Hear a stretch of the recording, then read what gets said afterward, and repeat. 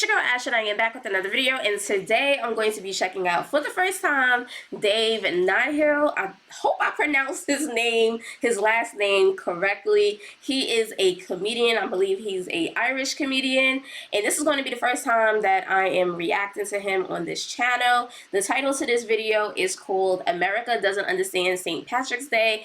Growing up, I really didn't understand St. Patrick's Day. I mean, it was taught to us, but it wasn't taught to the point where like the history behind St. Patrick's Day was like really installed in our heads. Well, for me at least, growing up, like later on, that's when I understood St. Patrick's Day. And I also think it's called Feast of St. Patrick, I believe. I know March 17th is the death of St. Patrick, and it's, you know, they celebrate his life and, you know, the things that he have done.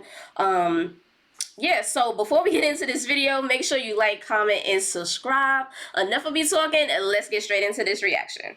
You know, to be Irish over here is a special feeling. We turned up and you're celebrating our national holiday, St. Patrick's Day. It's amazing. And we're like, look at the spirit, these people get involved. And then we realize, hold on a minute. Are they calling it St. Patty's Day? They do. Patty is a woman's name. With Patty, spelled P-A-T-T-Y. They do. We have Paddy, our patron saint, P-A-D-D-Y. You can't just go all Bruce Jenner on our patron saint. Not Bruce Jenner. Not Bruce Jenner, Dave. Oh my God. But they do call it St. Patty's. Yeah, they do call it that. We wouldn't do that to you. Could you imagine? You just turned up in Ireland and you're like, hey guys, what are you celebrating? This looks like a really good time. And we're like, oh yeah, it's a big day here. We're celebrating Martin Luther King Day.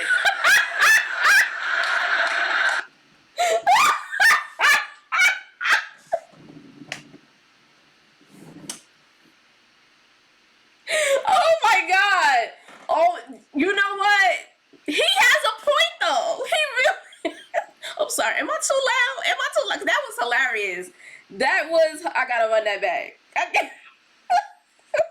You just turned up in Ireland and you're like, hey guys, what are you celebrating? This looks like a really good time. And we're like, oh yeah, it's a big day here. We're celebrating Martin Luther King Day.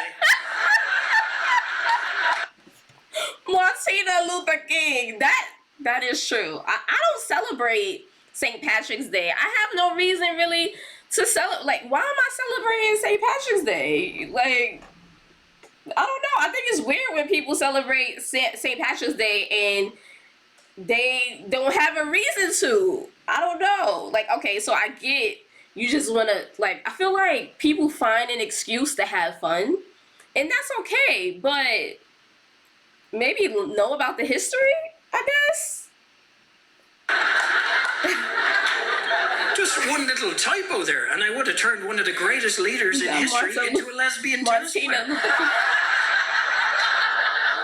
That was hilarious. Little letter, big difference there, right? And then I really home in on it, and I'm like, wait a minute, does it say Happy St. Patty's Day in a 4-leaf clover? What, it has, you know, those green things with the sides on 4-leaf clover, 4 leaves? Lovely. I mean, it looks nice, but it's got nothing to do with Ireland. We love a good shamrock, very central to Irish culture, 3 sides to a shamrock. 4-leaf clover, nothing to do with Ireland. That's the equivalent of me getting a tattoo on my arm of a pigeon and being like, go America.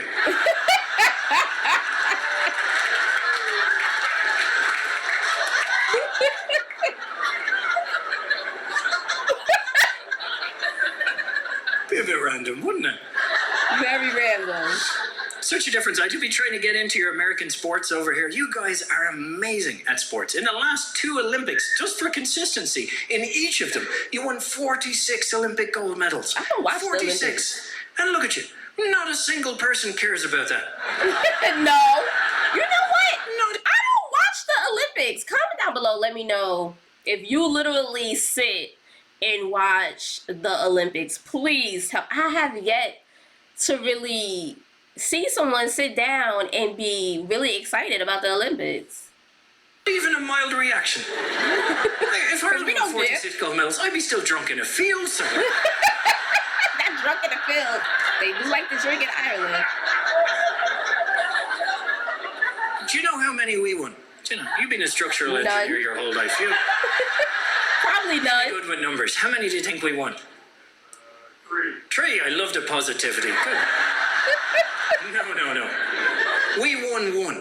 And Only one? Women's boxing. Wow. The women holding it down. Woke as feck.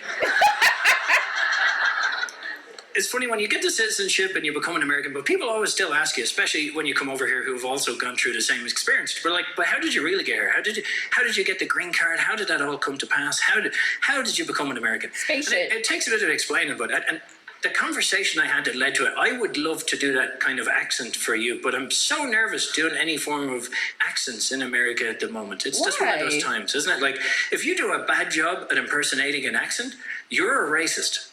But no. Good job. You're multilingual. That's a fine line to be walking. I do bad accents all the time. I wish somebody would call me a racist. I'm not a racist. I just suck at accents and pronouncing names, clearly. Good, isn't it? But I met this girl, and I don't want to put a country on her for you to say it, but she was it was like the Republic of Coachella meets Burning Man, as a certain type of individual, you know, and the enthusiasm was just dripping off her. You know, it was the equivalent of a Trader Joe's worker at a checkout. You know that moment where they just unnecessarily lock eyes with you and try and emotionally connect with you over the contents of your basket? Have you had this where they're like, oh my gosh, sir, this organic arugula cranberry snacking chocolate, divine. What? And they sense like a false human connection between the two of you, a kinship that isn't really there, and they just lean in, take it even further. They're like, do you ever get really stoned on the weekend? Just cover your body in aloe vera and eat it out of your underpants? Do you do that? Eat it out of your underpants.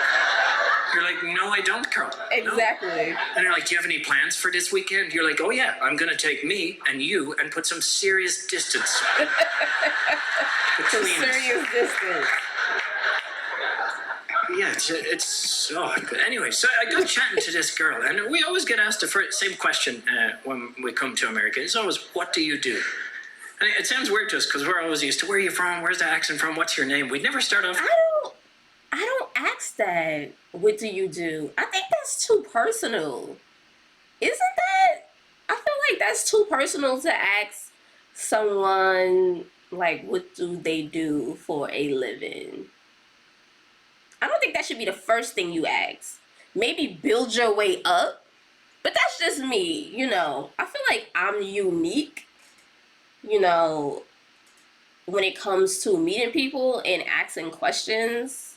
Yeah. Because I don't like to ask personal questions that I wouldn't want someone to ask me personally. Comment down below and let me know if you okay with someone asking you, like, if that's the first thing that they ask you. Not, you know, like, hi, are you all right? You know, like. But what do you do? And this girl straight away, she's like, so what do you do?